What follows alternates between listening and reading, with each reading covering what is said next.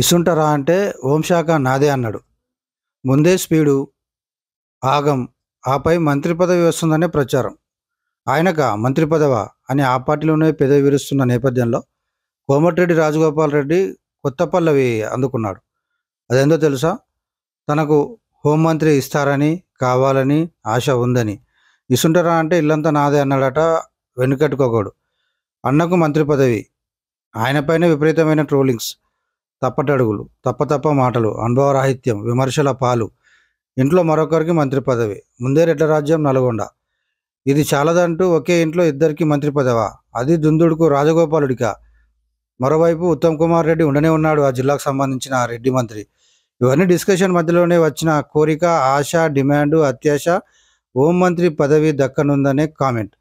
ముందే కూసిన కోకిల, అంతేగా, ముందే కోతి ఆపై కళ్ళు తాగింది.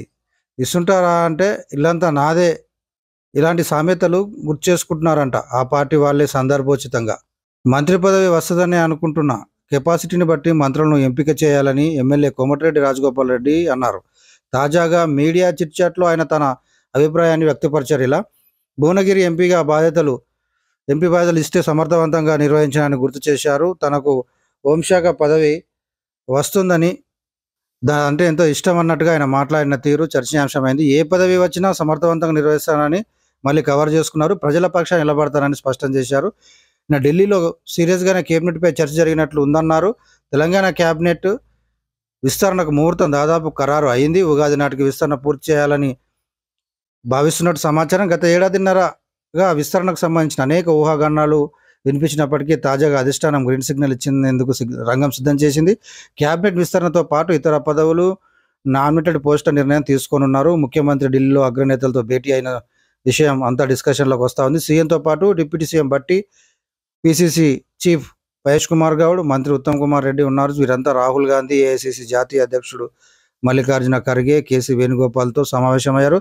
ఈ సమావేశంలో 4 మంత్రి పదవులు ఎవరికి ఇవ్వాలని నిర్ణయం తీసుకుంటారో, ఎవరికి ఇస్తారో తెలియాల్సి ఉంది. సస్పెన్స్ ఇంకా కొనసాగుతుంది. ఆ లోపుగానే ఎవరికి వారే ఇలా ఊహాగానాలు చేసుకుంటూ వివరిస్తూ ఉన్నారు.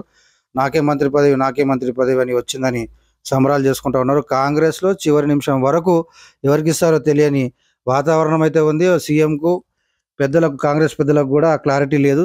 చేతి ముందు రాహుల్ గాంధీ సంతకంతో వచ్చే పేపర్ వచ్చే వరకు కూడా దీని మీద క్లారిటీ మిస్ అవుతుందనే ప్రచారం కూడా మరో పక్క జరుగుతూ ఉంది.